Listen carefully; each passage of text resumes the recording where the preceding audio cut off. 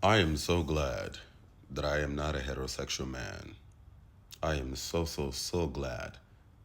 I am so glad. Like, I'm so elated. Like, you have no idea. I feel like I won the lottery. Not because being heterosexual is bad, but because a lot of what I know right now is because, or what I believe I know, is because I'm not part of the normative system. Because if I was a straight man, I would have missed it. I would have missed something. Matter of fact, if I was a straight man, I would be in a lot of trouble, Chad. But that's a whole nother conversation. I don't believe in good or bad. I don't. But for the sake of this topic, I will speak the language of the people of this world for a bit.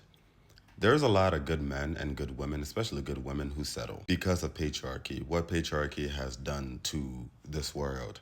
And it's so interesting as a queer person watching from the outside in my own tiny little corner, Chad, with my little teacup, seeing how patriarchy affects both men and women. And there's so many different factors to this. You know, we live in a world where everything is reduced to just physical. So as a result, everybody's just focusing on just the physical. Okay, everybody's just wearing masks. You know, instead of working on what's underneath the mask, or underneath the skin, you know, we spend so much time polishing our masks, you know, comparing masks and shit, you know what I'm saying? And when you meet the person, you marry the person, you come to realize that it's Chad, nothing underneath this mask.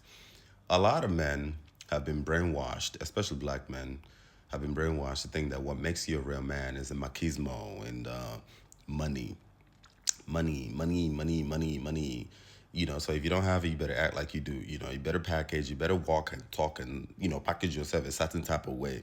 But that's a mask. And a lot of men walk around this life polishing their masks, making sure that it's machismo enough. And then same thing too with women. A lot of women have been brainwashed that what makes you a real woman is all the serenity that they're doing, and then they wear that they're, you know, fake shit. You know, and I'm not just talking about the physical fake shit.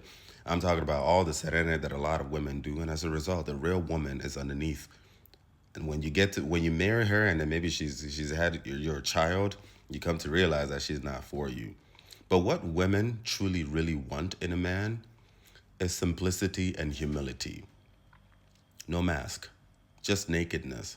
Because if you're simple and humble as a man, she will get to see you for what you really are, and she will see if she can recognize herself in you or not.